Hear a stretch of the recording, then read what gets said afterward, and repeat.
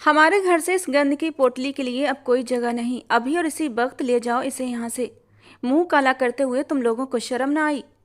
तुम्हें क्या लगा कि तुम्हें दोबारा से मैं अपने घर की इज्जत बना लूंगा और इस चरित्रहीन घटिया लड़के को सर आंखों पर बिठाऊंगा जो मेरे घर की इज्जत को नीलाम कर चुका है? ये शब्द थे या पिघला हुआ शीशा जो ध्रुव शर्मा के कानों से टकरा रहे थे। ध्रुव शर्मा को यूं खामोश खड़े देखकर विक्रम जी गुस्से से दहाड़े थे। अब खड़े खड़े मेरा मुंह क्या देख रहे हो? दफा हो जाओ यहाँ से। निकल जाओ इस गंद की पोटली को लेकर अपने साथ। ध्रुव ने हैरानी से विक्रम जी की ओर देखा था जो अपनी बेटी को नफरत भरी निगाहों से देख रहे थे और ध्रुव से उसे अपने साथ ले जाने को कह रहे थे। 16 साल की मासूम कोमल 10th क्लास में पढ़ती थी जो पहले ध्रुव की स्टूडेंट रह चुकी थी। बहुत मासूम, कुछ हद तक भोली भाली सी लड़की। वैसे तो बहादुर थी मगर इस वक्त डरी सहमी हिरनी की तरह लग रही थी। रो रो कर उसकी हालत खराब हो चुकी थी। एक आस भरी नज़रों से अपने माँ बाप को देख रही थी जैसे उन्हें यकीन दिलाना चाहती हो कि पापा मैं गलत नहीं हूँ, लेकिन होठों से कुछ बोल नहीं पा रही थी। शायद अपने बाप की नज़रों में छलकते अविश्वास के रंग उसे अंदर ही अंदर तोड़ चुके थे। उसका चेहरा डर से पीला पड़ गया था, आंखों में अविश्वास था। वो बेबसी की प्रत्यक्ष तस्वीर बनी हुई थी और सहमी हुई नज़रों से सबको देख रही थी। और फिर बहुत ही मुश्किल से उसके होंठ खुले थे। पापा, आप जो समझ रहे हैं वैसा कुछ भी नहीं है। ये सब सच नहीं है जो आप सोच रहे हैं। ध्रुव सर की इसमें कोई गलती नहीं और मेरी भी नहीं। मैं तो उनसे मदद लेने गई थी। ये बेकसूर हैं, उल्टा इन्होंने मेरी मदद की है। बस कर दो। विक्रम जी गुस्से के मारे चीख पड़े। तुम्हारी बेहयाई सबने अपनी आंखों से देखी है कोमल। पूरा मोहल्ला गवाह है कि तुम इस लड़के के साथ क्या कर रही थी। क्यों गई तुम उसके घर में, ये जानते हुए भी कि वो घर में अकेला है? उसके बावजूद तुम वहाँ गई क्योंकि तुम्हारे दिल में खोट था। तुमने मुझे सबकी नज़रों में दो कौड़ी का कर दिया, मेरी इज्जत की अर्थी निकाल दी। मगर अब मैं तुम्हें इस घर में बर्दाश्त नहीं कर सकता। उन्होंने कहर भरी नज़रों से कोमल को घूरा था और अब वो उनकी नज़रें ध्रुव की ओर उठी थीं। अभी और इसी वक्त इससे शादी करो और इसे अपने साथ लेकर जाओ और लौटकर कभी अपना चेहरा हम लोगों को मत दिखाना। वो दो टूक अंदाज में बोले थे। मगर क्यों? ध्रुव ने चौंक कर कहा। आप मुझे किस बात की सज़ा सुना रहे हैं? मैं इस लड़की से कैसे शादी कर सकता हूँ जो मुझसे 12 साल छोटी है? आप अपनी इतनी मासूम और छोटी बेटी के साथ अन्याय कैसे कर सकते हैं? आप एक छोटी सी बात को आधार बनाकर हमारी पूरी जिंदगियों का इतना बड़ा फैसला नहीं कर सकते। अब तक चुप रहने वाला ध्रुव आखिरकार फट पड़ा। वो समझाने की कोशिश कर रहा था कि वो गलत समझ रहे हैं, लेकिन विक्रम जी की बेरहमी बढ़ती जा रही थी। तुम इसके साथ मुंह काला कर सकते हो, इसके साथ पाप कर सकते हो, अकेले घर में बुला सकते हो। तब तुम्हें एहसास नहीं था कि तुम दोनों की उम्र में कितना अंतर है? फिर अब तुम्हें ये बात क्यों याद आ रही है? तुम इसके साथ अपना टाइम पास कर सकते हो मगर तुम इसके साथ शादी नहीं कर सकते। एक बात कान खोलकर सुन लो मिस्टर ध्रुव शर्मा, तुम्हें इस लड़की को अपनी इज्जत बनाकर यहाँ से ले जाना होगा। अगर ऐसा ना किया तो मैं पुलिस को बुलाऊंगा। मुझे अब अपनी इज्जत की कोई परवाह नहीं क्योंकि मेरी इज्जत मिट्टी में मिल ही चुकी है। उनकी बेरुखी और गुस्से ने ध्रुव को चौंका दिया था।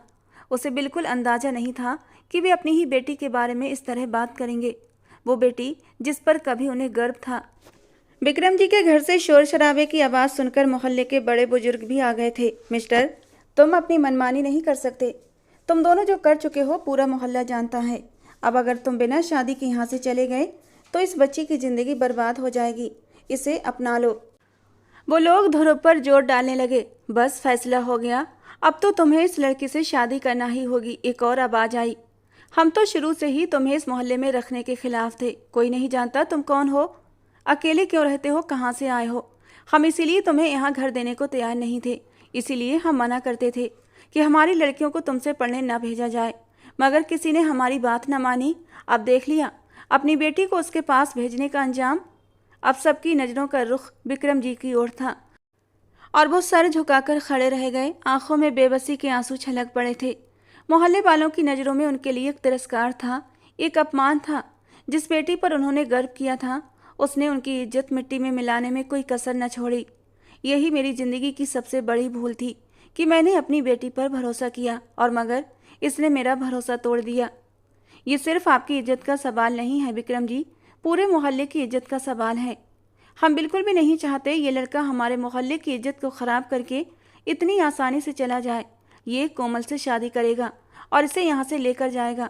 जिससे कि हमारे मोहल्ले से ये गंध साफ हो जाए। लड़के, अगर तुमने ऐसा न किया तो हम पुलिस को बुलाएंगे और आगे क्या करना होगा पुलिस खुद देख लेगी। ध्रुव आंखों में गुस्से की चिंगारियां लिए उन लोगों को देख रहा था।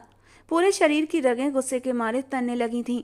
वो कुछ न करके भी दोषी करार दे दिया गया था, लेकिन अब उसके आगे कोई दूसरा रास्ता भी नहीं था। उसने एक नज़र कुछ दूरी पर खड़ी कोमल की ओर देखा था। बड़ी बड़ी काली आंखें जो रोने की वजह से लाल अंगारा हो रही थीं, आंखों के पपोटे सूज चुके थे। नाजुक बदन हल्के हल्के लरज रहा था। वो बहुत नाजुक सी थी। नई नई जवानी की दहलीज पर कदम रखा था, एकदम खिलता हुआ गुलाब। इतने भरपूर हुस्न के बावजूद भी ध्रुव शर्मा ने उस पर कभी गलत नज़र नहीं डाली थी, क्योंकि वो एक स्टूडेंट और टीचर के बीच की मर्यादा अच्छे से समझता था। लेकिन इस सबके बावजूद भी वो उस पर यह गंदा इल्ज़ाम लगा चुके थे। पता नहीं इतना दर्द, इतनी तकलीफ सहने के बाद भी वो अपने कदमों पर कैसे खड़ी थी। न जाने कितनी देर से वो रो रही थी। अभी उसकी उम्र ही क्या थी। खेलने कूदने की उम्र में उस पर इल्ज़ाम लगाकर उसे उसके पल्ले बांधा जा रहा था। वो किसी भी तौर उस लड़की को अपनी पत्नी के रूप में स्वीकार नहीं कर सकता था। वो एक 27 साल का मैच्योर मर्द था और अपने जीवन साथी के बारे में जो उसने सपने सजाए थे, कोमल उसमें कहीं भी फिट नहीं बैठती थी। फिर कैसे अचानक वो कोमल से शादी करके उसे पत्नी का दर्जा दे सकता था। उसकी गैरत ये गवारा नहीं कर रही थी कि वो एक मासूम कम उम्र लड़की को शादी जैसे रिश्ते में बांध कर अपने साथ ले जाए। लेकिन अब उसके पास कोई रास्ता नहीं था। उसने बेबसी से आंखें बंद करते हुए गहरा सांस लिया था, जैसे हथियार डाल दिए हों। कुछ ही देर में मोहल्ले वालों ने पंडित जी को बुलाकर शादी का इंतजाम कंप्लीट कर दिया था और वो बेबस नज़रों से ये सब कुछ देखता रहा था। कोमल फटी फटी आंखों से सबको देख रही थी। वो सोच भी नहीं सकती थी उसके साथ ऐसा कुछ भी हो जाएगा। उसने कितनी बार अपनी शादी का सपना देखा था। कलाई भर भर कर चूड़ियाँ पहनना, आंखों में काजल लगाना, दुल्हन की तरह सजना संवरना। बचपन से ही तो उसे दुल्हन बनने का बहुत शौक था। पिया के घर जाने का ख्वाब था। अभी वो सिर्फ 16 साल की थी और हमेशा सोचती थी कि कोई राजकुमार आएगा और उसे ब्याह कर अपने साथ ले जाएगा। मगर उसकी शादी इन हालात में हो गई थी, उस इंसान के साथ जिसे देखकर वो डर से कांपती थी। जब उसे कोई सवाल समझ नहीं आता तो वो उसे कितना डांटता था और वो चुपचाप नजरें झुकाकर उसकी डांट सुनती रहती थी। दिल ही दिल में उसे न जाने कितने नाम दे डाले थे। खड़ूस, दरिंदा, भेड़िया, खूंखार, शेर।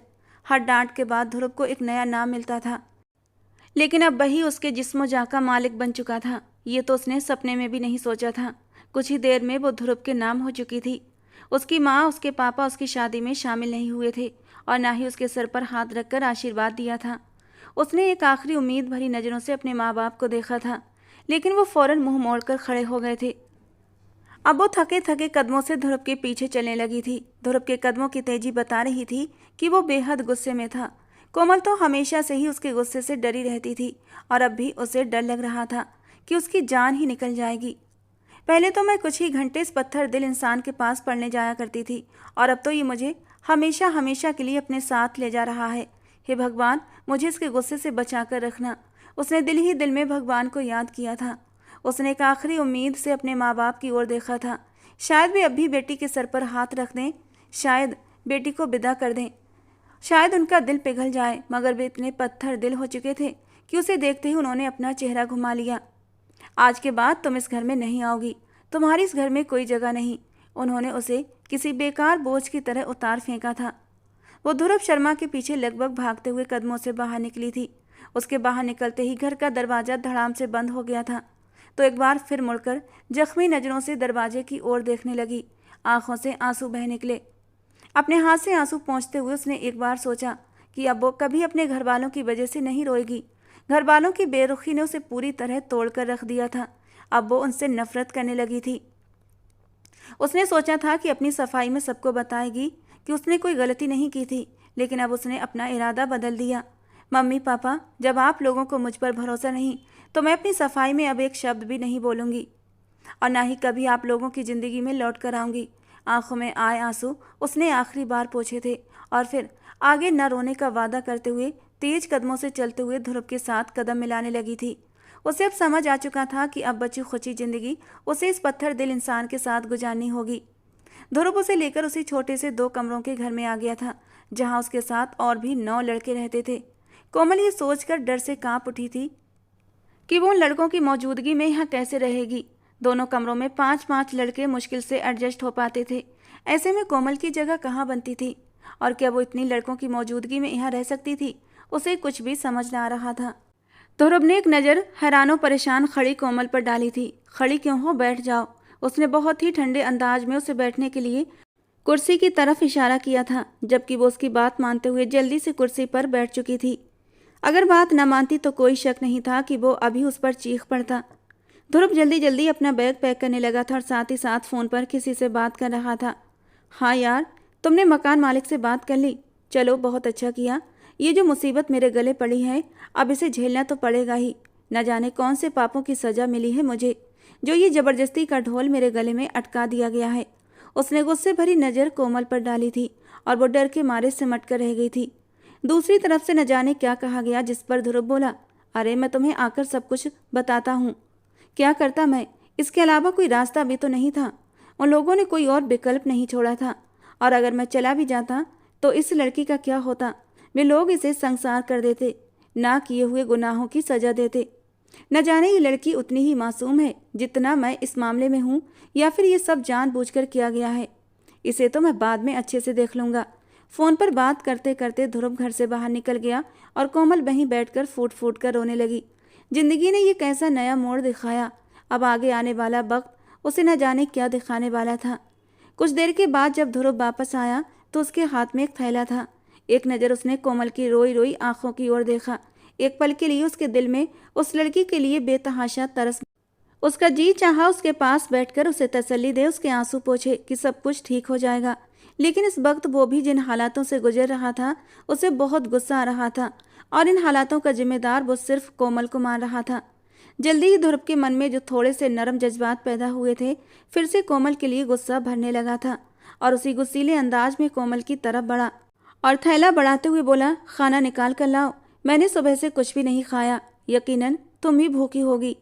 ध्रुव ने ये बात गुस्से में कही थी, लेकिन फिर भी गुस्से में उसे कोमल का एहसास था और ध्रुव की इस छोटी सी हमदर्दी पर ही कोमल का दिल खुशी से भर गया। ये इतना भी बुरा भी नहीं जितना मैं सोच रही थी, उसने दिल ही दिल में सोचा और उठकर 2 प्लेटों में खाना निकालने लगी। उसने मुश्किल से कुछ ही निवाले मन मार कर खाए थे कि तभी दरवाजे पर दस्तक होने लगी। ध्रुव उठकर बाहर गया। अब घर में फिर से शोरगुल शुरू हो गया था। इस घर में रहने वाले लड़के अलग अलग कॉलेज में पढ़ते थे। शायद वे अब वापस आ गए थे। अब वे लड़के कमरे में आए और तभी कोमल को देखा तो उल्टे पांव वापस पलट गए थे।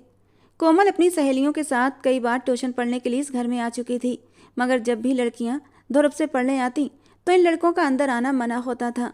तभी तो वे लड़के उसे देखकर हैरान होकर वापस मुड़ गए थे। शायद आज हुए तमाशे से वे सब बेखबर थे।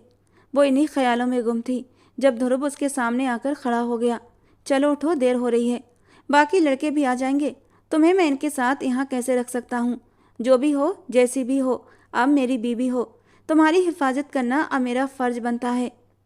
अगर ध्रुव शर्मा ये बात मुस्कुराते हुए और अच्छे लहजे में कहता तो कोमल को इसे सुनकर खुशी होती, मगर जिस बेरुखी और सख्त अंदाज में उसने ये कहा था, कोमल का दिल जलकर रह गया था।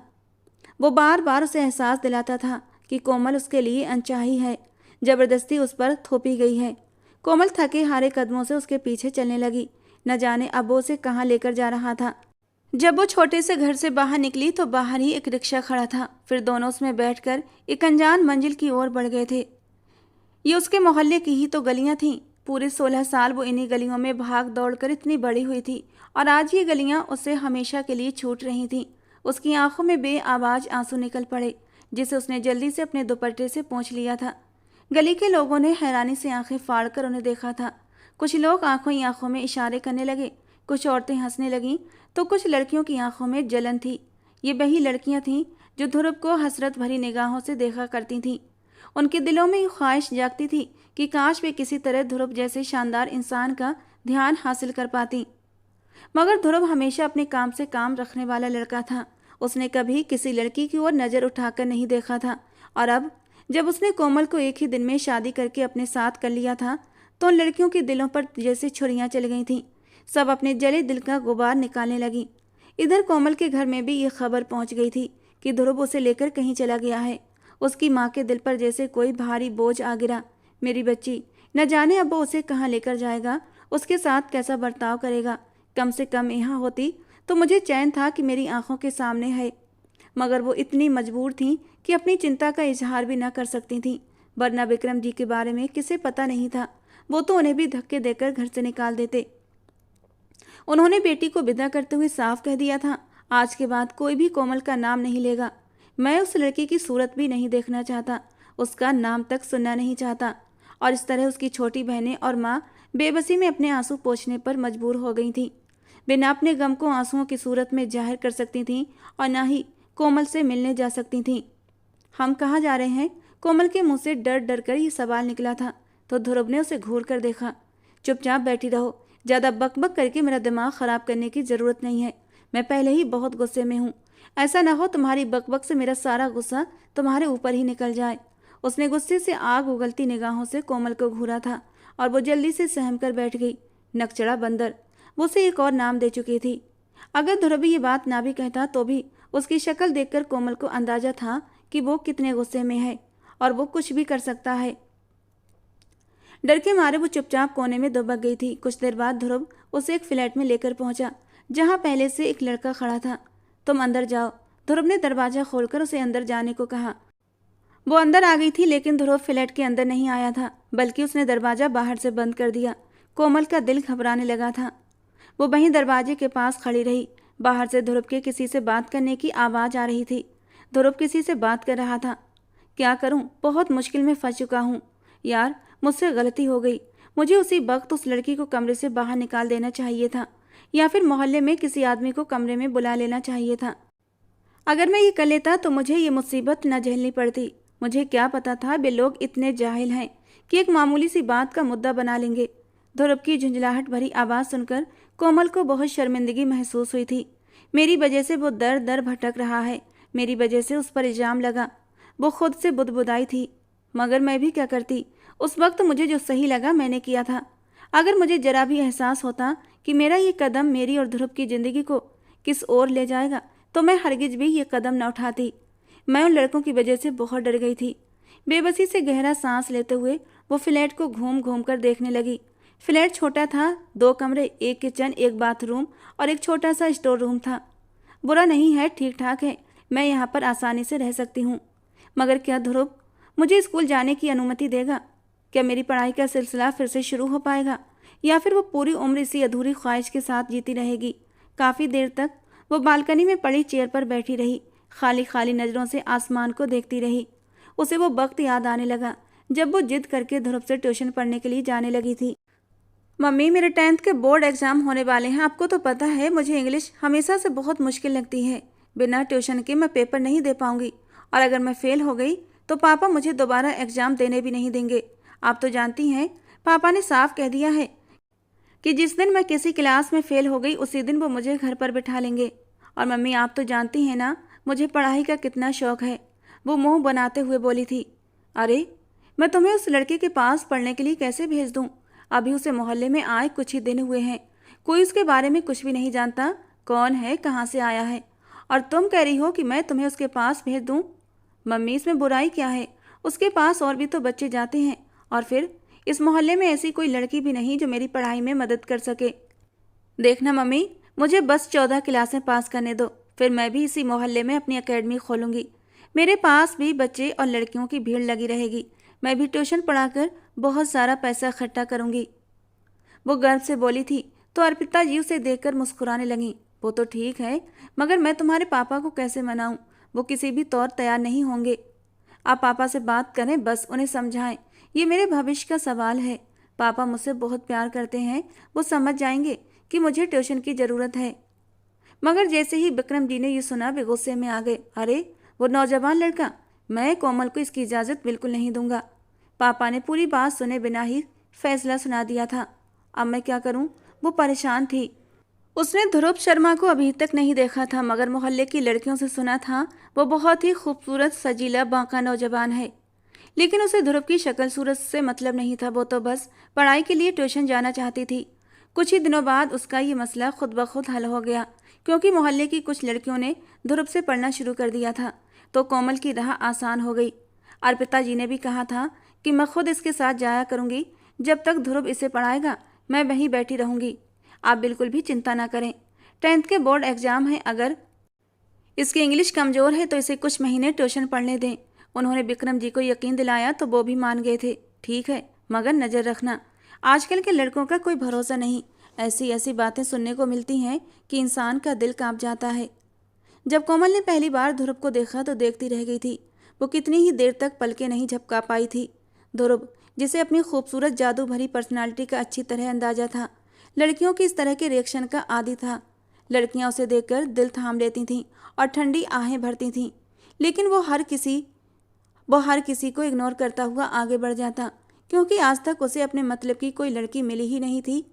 मगर कोमल के इस तरह ठिठक जाने से उसे गुस्सा आया था, क्योंकि वो उससे उम्र में बहुत छोटी थी। उसने कोमल की आंखों के सामने अपना हाथ लहराया था। आप अपनी पढ़ाई पर ध्यान दें, बताइए कौन सी चीज़ समझ नहीं आ रही, वो सख्त लहजे में बोला था। तो कोमल ने तुरंत किताब की तरफ देखा। ध्रुव ने उसे हर चीज़ अच्छे से समझाई और पहले ही दिन के बाद कोमल ने ऐसी कोई हरकत नहीं की थी जिससे ध्रुव को दोबारा गुस्सा आता या वो पढ़ाने से मना कर देता। मगर बाकी लड़कियों की हरकतें उसे परेशान करती थीं। वे उसे अपनी ओर आकर्षित करने के लिए तरह तरह के बहाने ढूंढती, कुछ तो हद से भी गुजर जाती। गंदी हरकतें, इशारे, दबी छुपी बातें, अपनी खूबसूरती को बना सवार कर ध्रुव को अपनी ओर खींचने की कोशिश, ये सब देखकर ध्रुव को घिन महसूस होती थी। लेकिन वो चाह कर भी इन लड़कियों को पढ़ाने से मना न कर पाता था, क्योंकि उसे पैसों की सख्त ज़रूरत थी। जहाँ भी वो नौकरी के लिए जाता, उसके पापा के कारण उसे बाहर निकाल दिया जाता। यही एकमात्र काम था जिससे वो अपनी ज़रूरतें पूरी कर सकता था। बस एक आखिरी सेमेस्टर बचा था उसका। अगर ये पूरा हो जाता तो उसकी आधी से ज़्यादा समस्याएं हल हो जाती। मगर अभी उसे फीस भी भरनी थी, बाकी के खर्चे भी पूरी करने थे। अगर वो इस तरह बच्चों को पढ़ाने से मना कर देता तो अपना गुजारा कैसे करता। वो इस कठिन जिंदगी से तंग आ गया था। वो कोई आम इंसान नहीं था। उसके पापा एक अकेले गांव के नहीं बल्कि आसपास के 10 गांव के सरबराह थे। लोग उनके सामने सर झुकाते थे। बार बार उसके दिमाग में अपने पापा की बातें गूंजती थीं। जब तुम इस हवेली से बाहर निकलोगे तो तुम्हें एहसास होगा कि बाहर की दुनिया इतनी आसान नहीं। तुम मेरे पैसे के दम पर ऐश कर रहे हो। जिस दिन मैंने तुमसे हाथ खींच लिया उस दिन तुम अकेले रह जाओगे, कोई तुम्हें पूछने वाला नहीं होगा। और ध्रुव ने अपने पापा को चुनौती दी थी कि वो खुद अपने दम पर अपना भविष्य बनाएगा। बिना सोचे समझे वो हवेली छोड़ तो आया था, मगर अब सोच रहा था कि उसने बहुत बड़ी गलती कर दी। माँ बाप तो गुस्से में कुछ भी कह जाते हैं, मगर औलाद को उनसे रूठना नहीं चाहिए। लेकिन अब गलती हो चुकी थी। वापस जाने में झिझक महसूस हो रही थी और ये कठिन जिंदगी भी परेशान कर रही थी। उस दिन वो यूनिवर्सिटी जाने के लिए तैयार हो रहा था। बाकी लड़के जा चुके थे। ध्रुव सबसे आखिर में जाता था, क्योंकि उसकी क्लासेस देर से शुरू होती थीं। वो अपने नोट्स पढ़ने में व्यस्त था, तभी दरवाजे पर जोर से दस्तक हुई थी। बाहर से किसी लड़की की चीखें सुनाई दी। सुबह का वक्त था, मगर गली बिल्कुल सुनसान थी। जैसे ही उसने दरवाज़ा खोला, सामने ही कोमल खड़ी थी। उसका हुलिया काफ़ी ख़राब हो रहा था। गली के कोने में 3-4 लड़के खड़े थे जो ध्रुव को देखते ही अब भाग गए थे। कोमल एकदम घर के अंदर आ गई थी और फूट फूट कर रोने लगी। उसके कपड़े जगह जगह से फटे हुए थे। उसे इस हाल में देखकर ध्रुव घबरा गया। अरे ये क्या हुआ। हालांकि कोमल की हालत से वो सब कुछ समझ चुका था कि क्या हुआ होगा, मगर ध्रुव फिर भी पूछ बैठा। कोमल रोते हुए बोली, आज जब मैं कॉलेज जा रही थी तो इन लड़कों ने मेरा रास्ता रोक लिया और मेरे साथ ज़बरदस्ती करने लगे। उसने घर की तरफ इशारा किया जो बंद था, मोहल्ले से दूर एक सुनसान जगह पर था। कोमल ने सिसकते हुए कहा, मैं किसी तरह वहाँ से भाग निकली। शुक्र है कि उन्होंने मेरे साथ कुछ गलत नहीं किया, मगर वो अब भी मेरे पीछे लगे थे। जैसे ही मेरी नज़र आपके घर पर पड़ी मैं यहाँ चली आई। वो रोते हुए बोली तो ध्रुव शर्मा उसे देख कर रह गया। चलो मैं तुम्हें तुम्हारे घर छोड़ देता हूँ। नहीं, मुझे डर लग रहा है। अगर मैं इस हालत में अपने घर गई तो मेरी माँ परेशान हो जाएंगी, उनका दिल सहम जाएगा। मैं पहले अपनी सहेली के घर जाऊंगी, वहाँ उसके कपड़े पहनकर फिर अपने घर जाऊंगी। मेरी बात समझने की कोशिश करो, तुम्हारा इस वक्त यहाँ रहना ठीक नहीं। आओ मैं तुम्हें छोड़ देता हूँ। इससे पहले वो कुछ और कहता, मोहल्ले के लोग घर में आ गए थे और वे दोनों पर तरह तरह के आरोप लगाने लगे और फिर ज़बरदस्ती ही कोमल की शादी ध्रुव शर्मा से करा दी गई। अब वो न जाने उसके साथ क्या करने वाला था। बालकनी में बैठी वो आसमान को तक रही थी। क्या सोच रही हो तुम और किन ख्यालों में गुम हो, वो अपने ख़ास सख्त लहजे में बोला था। तो कोमल अचानक होश में आई थी। अब जो भी है जैसा भी है तुम्हें यहीं रहना होगा, ज़्यादा नखरे दिखाने की ज़रूरत नहीं। कोमल चुप रही। ध्रुव थोड़ी देर बाद फिर बोला, इस फ्लैट में 2 कमरे हैं, एक में तुम सो जाओ, एक में मैं रह लूँगा। उसकी बात पर वो हैरान हुई थी। लेकिन सर, अब तो हमारी शादी हो गई है ना, तो मैं अलग कमरे में क्यों रहूँ? उसने अपनी तरफ से बहुत ही समझदारी की बात की थी। लेकिन ध्रुव शर्मा उसे हैरत से देखने लगा। फिर उसने गहरा सांस लेते हुए खुद के गुस्से को काबू किया था।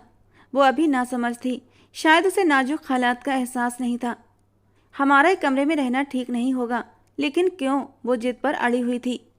और अब ध्रुव को गुस्सा आया था। वो गुस्से में एकदम चीख पड़ा था, क्योंकि तुम अभी बहुत छोटी हो और मैं नहीं चाहता मेरे अंदर का मर्द जाग जाए और मैं तुमसे अपना हक वसूल कर लूँ।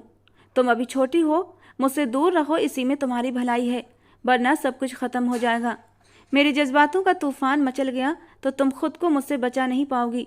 उसे बाजू से दबोचे, उसकी आंखों में झांकते हुए वो उसे चेतावनी दे रहा था।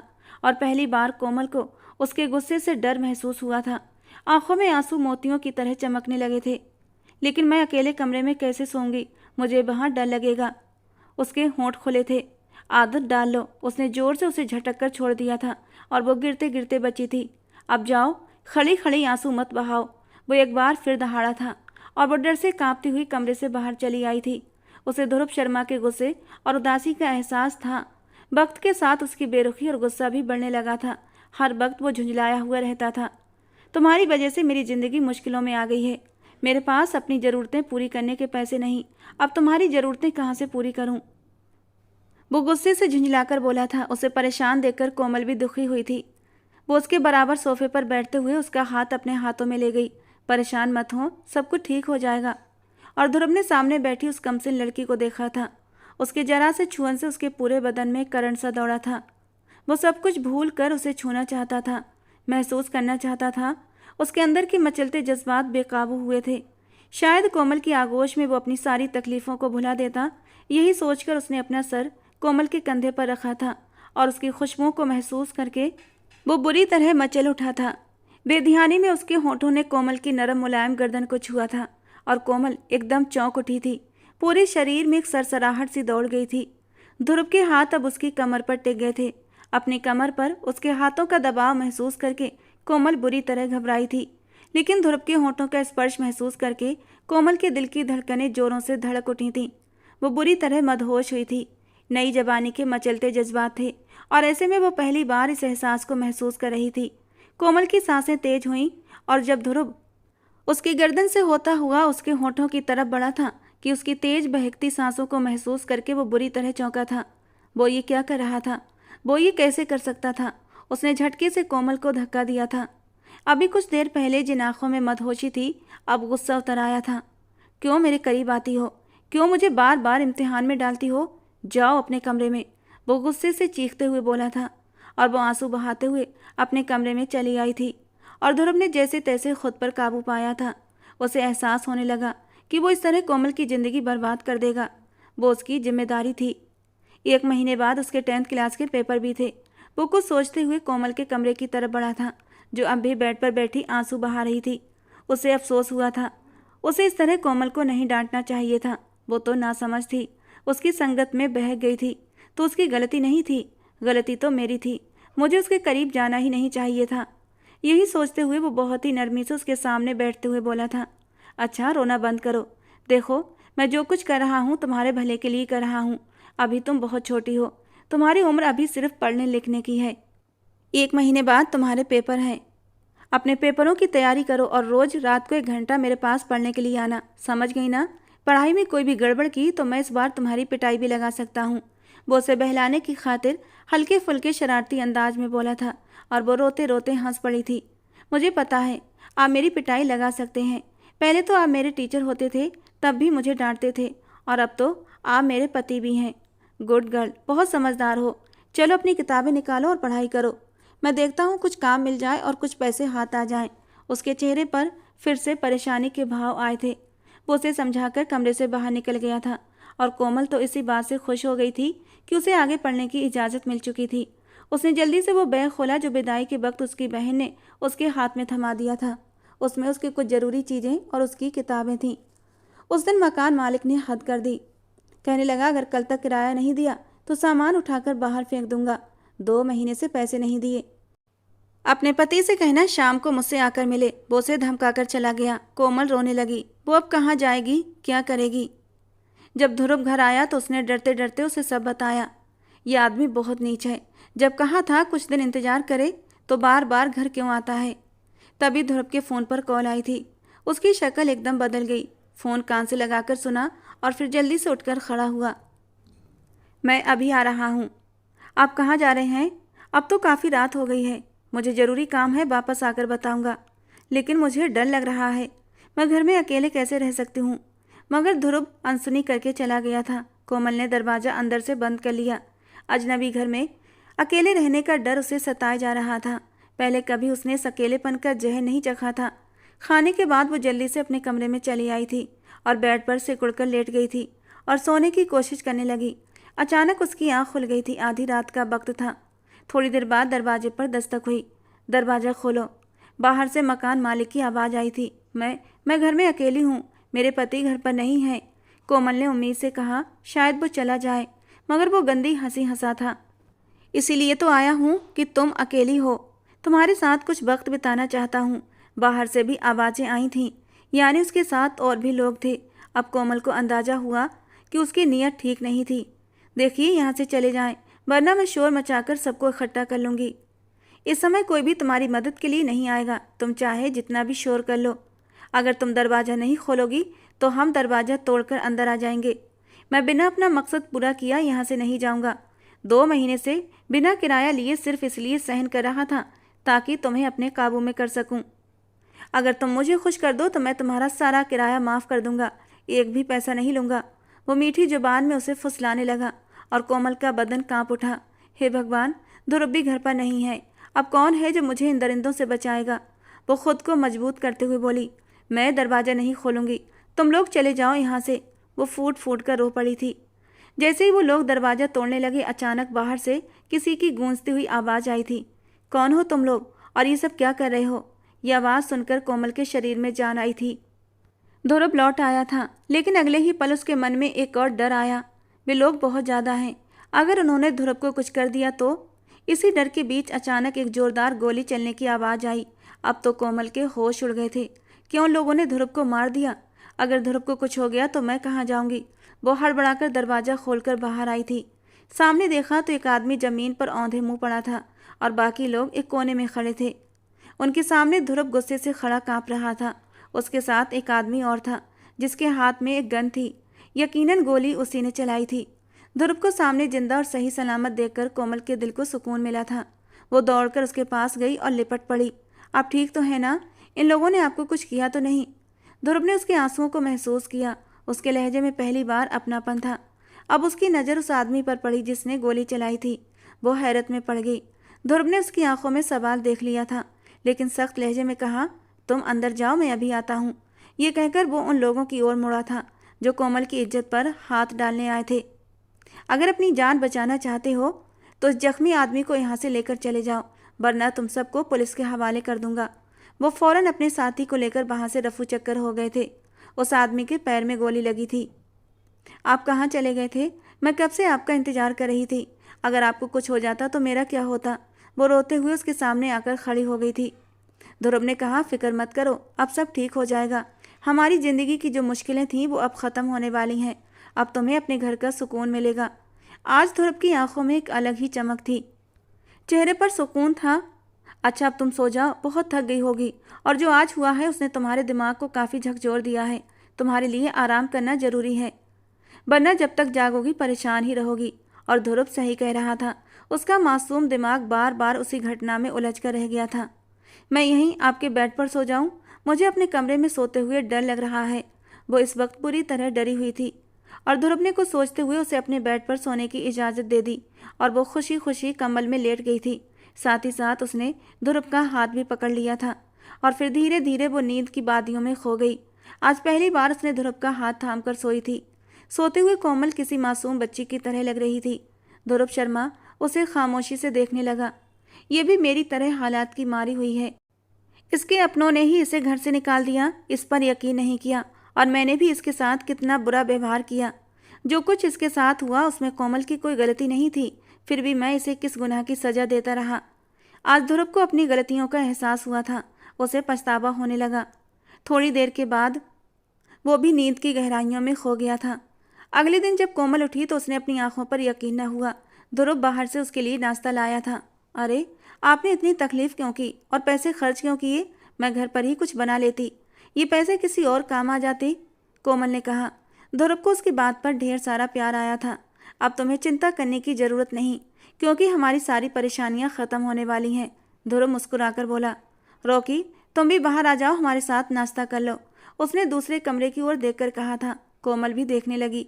वही आदमी था जो पिछली रात ध्रुव के साथ आया था। पता नहीं कौन आदमी था और ध्रुव का इतना साथ क्यों दे रहा था। उसके दिमाग में सवाल पैदा हो रहे थे। नाश्ता करो, ये सब सोचने का काम बाद में करना, ध्रुव ने उसे टोक दिया। कोमल चुप हो गई। कितने दिनों के बाद उसे हलवा पूरी खाने को मिल रहा था। आज उसका आखिरी पेपर था। उसके सारे पेपर बहुत अच्छे गए थे, क्योंकि ध्रुव ने उसकी पढ़ाई में बहुत मदद की थी। जब वो पेपर देकर आई तो बहुत खुश थी। उसकी खुशी से दमकता हुआ चेहरा देखकर ध्रुव भी खुश हो गया था। क्या बात है? लगता है कुछ ज़्यादा ही अच्छा पेपर हो गया है। हाँ, पेपर तो अच्छा हुआ, लेकिन इसके अलावा भी मैं बहुत खुश हूँ। इस खुशी की बजाय उसने उसकी खुशी से दमकते चेहरे को देखकर पूछा था। वो इसलिए कि आज मैं पूरे 17 साल की हो गई हूँ। आपको पता है आज मेरा बर्थडे है। और ध्रुव हैरान हुआ था। तुमने मुझे बताया क्यों नहीं? मैं तुम्हारे लिए कोई तोहफा ले आया था। मुझे तोहफे की ज़रूरत नहीं, आप मेरे पास है ना, इसलिए मुझे अब किसी चीज़ की ज़रूरत महसूस नहीं होती। बस आप मुझे डांटा ना करें, वो मासूम सी शक्ल बनाकर बोली थी। और ध्रुव को उसकी मासूम सी शक्ल पर ढेर सारा प्यार आया था। उसने अपनी मोटरसाइकिल सीधे एक रेस्टोरेंट की तरफ घुमाई थी। हम कहाँ जा रहे हैं? आज मैं तुम्हारी मनपसंद खाना खिलाऊंगा। लेकिन ध्रुव, इतनी फिजूल खर्ची करने की क्या ज़रूरत है? ज़रूरत है, क्योंकि आज तुम्हारा बर्थडे है ना। और उस दिन ध्रुव ने कोमल का फेवरेट खाना उसे खिलाया था। घर आकर ध्रुव अपना सामान पैक करने लगा। हम कहाँ जा रहे हैं?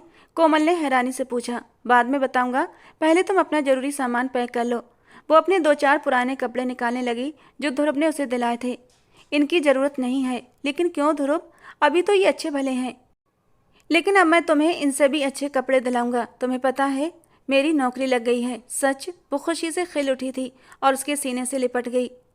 पहले जब वो उसके करीब आती थी तो ध्रुव को अपने आप को संभालना मुश्किल हो जाता था, लेकिन धीरे धीरे अब वो खुद पर कंट्रोल करना सीख गया था। अब जब भी वो उसके करीब आती उसे ज़्यादा मुश्किल नहीं होती थी, बल्कि वो उसे अपने सीने से लगाकर एक सुकून सा महसूस करता था। शायद वो उससे मोहब्बत करने लगा था।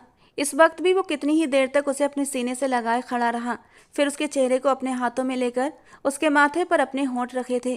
कोमल, जानती हो, ऐसे कपड़े तो हमारी हवेली की नौकरानियां भी नहीं पहनती। मेरी मजबूरी थी कि मैं तुम्हें अच्छे कपड़े नहीं दिला सका, लेकिन अब तुम ये सब लेकर नहीं जाओगी, बल्कि रुको, ये पहन कर भी नहीं जाओगी। मैं अभी आता हूँ। वो रॉकी को लेकर घर से चला गया था। थोड़ी देर बाद वापस आया तो हाथ में एक बड़ा सा शॉपिंग बैग था। इसमें तुम्हारी ज़रूरत का सारा सामान है। और इतने सारे सामान को देखकर कोमल हैरान हुई थी। ध्रुव, अभी तो तुम्हारी नौकरी लगी है, इतने सारे पैसे कहाँ से आए? एडवांस सैलरी मिली है। अब ज़्यादा सवाल जवाब मत करो, जल्दी से तैयार हो जाओ, मैं तुम्हारा इंतज़ार करूँगा। वो कमरे से बाहर चला गया था और वो तैयार हो गई। हल्का मेकअप भी किया था और जैसे ही कमरे से बाहर निकली, ध्रुव उसे देखकर हैरान रह गया था। रेड नेट की फ्रॉक में उसका दूधिया रंग मोतियों की तरह दमक रहा था। पहली बार उसने कोमल को इस तरह संवरते देखा था। वो इतनी प्यारी लग रही थी कि ध्रुव की नज़रें उससे हट नहीं रही थीं। अपने बाल खोल दो, बहुत अच्छे लगेंगे, ध्रुव ने फरमाइश की और कोमल को ऐसा लगा जैसे वो बेहोश हो जाएगी। इसमें इतना चौंकने वाली क्या बात है? ध्रुव ने खुद ही उसके बालों की क्लिप हटाई थी और उसके बाल कंधों पर बिखर गए थे। दोनों बाहर निकले तो कोमल की आंखें फटी की फटी रह गईं, क्योंकि सामने ही एक बड़ी सी कार खड़ी थी। ये गाड़ी किसकी है ध्रुव? मेरी है, और आज से तुम भी इसकी मालकिन हो, ध्रुव ने मुस्कुराते हुए कहा। लेकिन ध्रुव, एडवांस सैलरी में कार नहीं आती, तो ये कार मेरी सैलरी की नहीं है। अब चुप करके बैठी रहो, तुम्हें सब पता चल जाएगा। वो कार का दरवाज़ा खोलकर उसे अंदर बिठाने लगा। जब कार जानी पहचानी सड़कों पर दौड़ने लगी तो कोमल फिर से चौंक गई। हम कहाँ जा रहे हैं? तुम्हारे मम्मी पापा से मिलने, क्योंकि मैं नहीं जानता कि दोबारा तुम्हें कब शहर ला सकूँगा। फिर तुम अपने माँ बाप से मिल पाओगी या नहीं? वैसे भी 2 महीने हो गए हैं तुम्हें उनसे मिले हुए, अब तक उनका दिल भी तुम्हारे लिए नरम पड़ गया होगा, ध्रुव ने जवाब दिया। कोमल ने हैरत से उसे देखा। क्या ये वही ध्रुव था जो हमेशा उसे डांटता था? क्या ये वही इंसान है जो मेरी भावनाओं को नहीं समझता था? उसकी आंखें छलक गईं, लेकिन होठों पर मुस्कान थी। कार उसके माँ के दरवाजे के सामने रुकी थी। ध्रुव ने उसका हाथ पकड़ा और उसे बाहर निकाला। दरवाजे पर दस्तक दी। दरवाजा उसकी माँ ने खोला था। कोमल को सामने देखकर पहले तो वो अविश्वास से भर गई, फिर दौड़कर उसे गले लगा लिया। कैसी हो मेरी बेटी? हम 2 महीने से तुम्हारी शक्ल देखने को तरस गए। आपने ही तो मना किया था कि मैं यहाँ ना आऊँ। आपके लिए तो मैं मर चुकी थी। कोमल शिकायत कर बैठी थी। तुम्हें क्या पता कोमल, तुम्हारे जाने के बाद तुम्हारे पापा कितना बीमार हो गए थे। बार बार यही कहते, बस एक बार तुम्हें देखना चाहता हूँ। उन्हें एहसास हो गया था कि उन्होंने तुम्हारी बात सुने बगैर तुम्हें सजा सुना दी थी। वो तुमसे मिलना चाहते थे, लेकिन तुम्हारा कोई पता नहीं था, कोई खबर नहीं थी कि तुम कहाँ हो, कैसी हो। तुम्हारा गम उनकी जान ले गया। वो हमेशा के लिए हमें छोड़कर चले गए। ये कहते हुए वो रो पड़ी थी। कोमल अपनी माँ को फटी फटी आंखों से देखने लगी।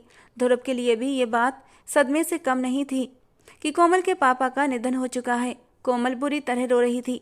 वो कोमल को कंधे से लगाकर दिलासा देने लगा। सब ठीक हो जाएगा कोमल, यकीन करो। अगर मुझे ये बात पहले पता होती तो मैं पहले ही तुम्हें यहाँ ले आता। फिर वो उसे वहीं छोड़कर चला गया था, ये कहकर कि मैं 1 हफ्ते बाद आकर तुम्हें ले जाऊंगा। कोमल ने यह समय अपनी माँ और बहनों के साथ बिताया। उसकी माँ ने उससे पूछा, ध्रुव का व्यवहार तुम्हारे साथ कैसा है? सब ठीक तो है ना? और कोमल ने उन्हें दिलासा दिया था कि सब कुछ ठीक है, लेकिन वो खुद अंदर ही अंदर उलझी हुई थी। ध्रुव का रवैया उसे समझ न आता था।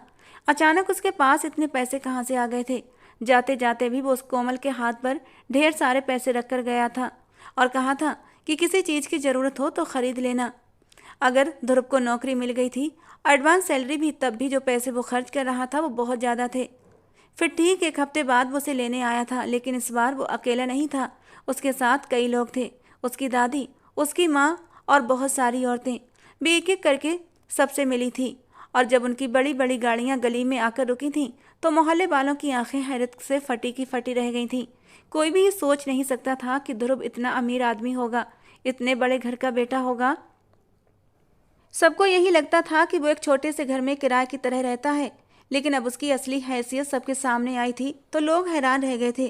अर्पिता जी खुशी से फूली नहीं समा रही थीं कि उनकी बेटी अपने घर में बहुत खुश है और उनका दामाद कोई मामूली इंसान नहीं बल्कि एक बड़े घराने का वारिस है। ये सब जानकर कोमल को भी हैरत हुई थी।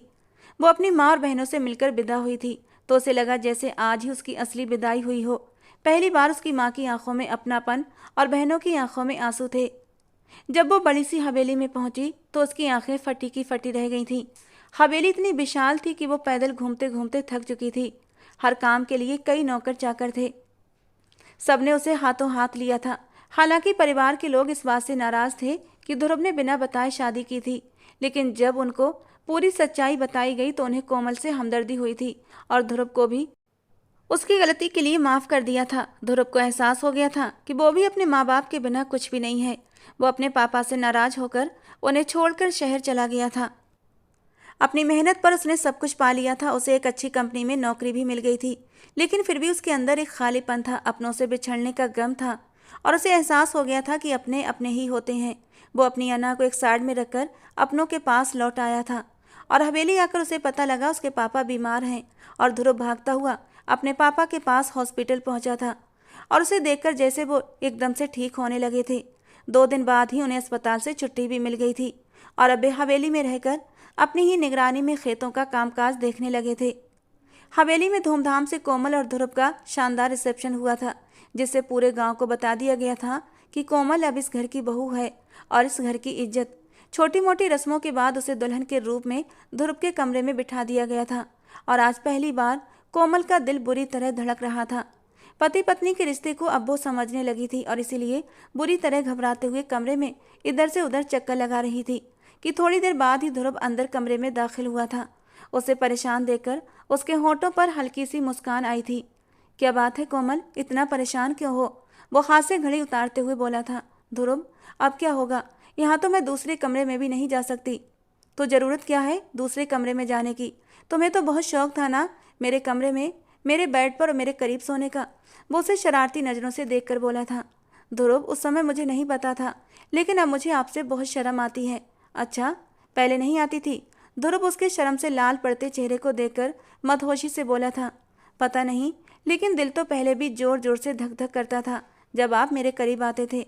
वो अपनी उंगलियां मरोड़ते हुए उसे अपने दिल की हालत के बारे में बता रही थी और वो धीरे धीरे कदम उठाते हुए उसके पास आकर खड़ा हो गया था और उसके कांपते हाथों को थाम लिया था। पहले दिल धक धक करता था और अब आपका दिल क्या कहता है? वो शरारत से उसकी हालत का मजा ले रहा था। वो अब भी जोर जोर से धक धक कर रहा है ध्रुव, ये देखिए। उसने जल्दी से ध्रुव का हाथ उठाकर अपनी धड़कनों पर रखा था और उसकी नरम धड़कन को महसूस करते ही ध्रुव के अंदर एक करंट सा दौड़ा था। उसने जल्दी से अपना हाथ पीछे खींचा था। ऐसा करो, जल्दी से चेंज कर सो जाओ, कहीं मेरा दिल भी धक धक करने लगा तो तुम्हारी मासूमियत मेरी बाहों में दम तोड़ जाएगी। वो खोए हुए से अंदाज में उसके चेहरे को देख रहा था जहां इस वक्त सिर्फ मासूमियत फैली हुई थी। वो जल्दी से बाथरूम में घुस गया और फ्रेश होकर बेड पर आकर बैठ गया था, जबकि वो सोफे पर बैठी हुई थी। जाओ चेंज करके सो जाओ, वो बहुत ही नरमी से बोला था और कोमल ने उसकी बात बड़ी जल्दी मान ली थी। वो कपड़े बदलकर सोफे पर लेट चुकी थी। काफ़ी देर तक वो सोफे पर करवटें बदलती रही। ध्रुव उसकी हर हरकत पर ध्यान रखे हुए था और फिर वो उठकर बैठ गई। ध्रुव, मुझे सोफे पर नींद नहीं आ रही। तो मुझे भी सोफे पर नींद नहीं आती, ध्रुव ने आराम से कहा था। इतना बड़ा तो बेड है, मैं आपके बेड पर आ जाती हूँ। वो अपना तकिया लेकर उसके बराबर लेट चुकी थी और पता नहीं क्यों ध्रुव उसे मना न कर पाया। रात के किसी पल एक नरम एहसास से ध्रुव की आंख खुली थी। उसने जल्दी से आंखें खोली तो कोमल उसके बेहद करीब थी। ध्रुव का एक हाथ उसके पेट पर रखा हुआ था। उसने झटके से अपना हाथ पीछे खींचा था, लेकिन अगले ही पल कोमल करवट लेते हुए उसके कंधे पर सर रखकर उसके बेहद करीब आ चुकी थी। उसकी मदहोश कर देने वाली खुशबुओं में ध्रुव के जज्बात मचल उठे थे। वो कोमल को खुद से दूर हटाना चाहता था, लेकिन चाहकर भी ऐसा न कर पाया। उसने काफ़ी देर तक खुद को समझाने की कोशिश की, लेकिन वो खुद को बहलाने में नाकाम रहा और फिर उसने गहरा सांस छोड़ते हुए कोमल को धीरे से अपनी ओर खींचते हुए अपनी पनाहों में समेट लिया था। वो अब और ज़्यादा कोमल से दूर रह ही नहीं सकता था। उसके दहकते होठों ने कोमल के नरम नाजुक गर्दन को छुआ था, फिर उसके होठों की नरमी को महसूस किया था। किसी नरम एहसास के तहत कोमल की आंख खुली थी और खुद को ध्रुव की बाहों में पाकर उसका दिल तेजी से धड़क उठा था। ध्रुव, उसके लब फड़फड़ाए थे। बस कोमल, अब और नहीं, अब खुद पर बर्दाश्त नहीं होता। कहते कहते वो पूरी शिद्दत से उसके होठों पर झुका था। एक पल के लिए कोमल घबराई थी। उसका नाजुक वजूद कांप उठा था। वो ध्रुव की बाहों से निकलना चाहती थी, लेकिन अब ध्रुव अपने होश में कहाँ था। वो धीरे से मिनमिनाई थी, ध्रुव प्लीज, मुझे डर। और उसने उसके होठों पर उंगली रखकर उसे खामोश कर दिया था। बिल्कुल भी डर नहीं लगेगा, बस अपनी आंखों को बंद कर लो और महसूस करो मेरे प्यार को, मेरी शिद्दतों को। और कोमल ने बाकी अपनी आंखें बंद कर ली थीं, जबकि ध्रुव के हर स्पर्श के साथ वो बुरी तरह मदहोश हो रही थी। उसकी हर छुअन में एक नशा था और उस नशे में कोमल बुरी तरह चूर हो चुकी थी। और फिर ध्रुव की आखिरी शिद्दत पर एक सिसकी के साथ उसकी आंखों से मदहोशी के 2 आंसू टूट कर गिरे थे, जिन्हें ध्रुव ने अपने होठों से चुन लिया था। उस रात ध्रुव न चाहते हुए भी अपने रिश्ते की शुरुआत कर चुका था और कोमल भी अब कहाँ ध्रुव की बाहों से दूर जाना चाहती थी। वो भी तो न जाने कब से इन बाहों में आने के लिए बेचैन थी। इस खूबसूरत मिलन पर दोनों के दिल की धड़कनें बुरी तरह धड़क रही थीं, लेकिन इन धड़कनों के बीच दोनों के दिल में एक सुकून भी उतर चुका था और अब एक तूफान के बाद दोनों एक दूसरे की बाहों में लिपटे सुकून से सो रहे थे। दोनों के बीच की दूरियां अब कम होने लगी थीं। वो अब ध्रुव से डरती नहीं थी, बल्कि अब उसे उसके साथ बातें करने में, उसके साथ वक्त गुजारने में अच्छा लगता था। धीरे धीरे दोनों में एक गहरी दोस्ती हो चुकी थी। अब वो बोर्ड के 12th की तैयारी कर रही थी। अपने माँ बाप के साथ कुछ दिन रहकर वो कोमल को लेकर शहर आ गया था, क्योंकि उसकी नौकरी वहीं थी।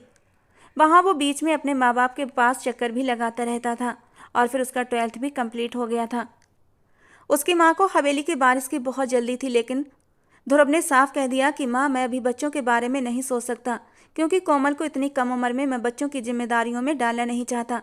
इसलिए अब आप आगे से ये बात ना करें। और उसकी माँ ने भी चुप्पी साध ली थी। दोनों खुशियों भरी जिंदगी जी रहे थे और पूरे 3 साल गुजर चुके थे। और फिर एक दिन, उस दिन उसका 21वां बर्थडे था, जब उसने शर्माते हुए एक किट उसके सामने रखी थी और जिसे देखकर ध्रुव हैरान रह गया था। कोमल, तुम माँ बनने वाली हो? उसे विश्वास नहीं हो रहा था, जबकि कोमल ने शर्माते हुए अपना सर झुका लिया था। लेकिन कोमल, ऐसा कैसे हो सकता है? मैंने तो तुम्हारी सेफ्टी के लिए तुम्हें गोलियां। हाँ, लेकिन पिछले महीने से मैंने उन्हें खाना बंद कर दिया था। लेकिन क्यों कोमल? बस अब मुझे एक नन्हे मुन्ने बच्चे की चाहत होने लगी है और देखो, मेरा ये सपना पूरा हो गया। ध्रुव, खुशी से उसके आंसू चमकने लगे थे और ध्रुव ने खींचकर उसे अपनी बाहों में भर लिया था। उसके माथे को चूम कर उसके पेट पर हाथ रखा था जहाँ उसका अंश पल रहा था। और फिर जब उसने हवेली को एक प्यारा सा वारिस दिया तो हवेली में उसकी कदर और भी बढ़ गई थी। दोस्तों, आज की हमारी कहानी आपको कैसी लगी कमेंट बॉक्स में ज़रूर बताना। पसंद आई हो तो प्लीज़ लाइक करना। रोज़ एक नई कहानी सुनने के लिए हमारे चैनल को सब्सक्राइब करना। मिलते हैं दोस्तों अगली किसी नई रोमांटिक कहानी के साथ।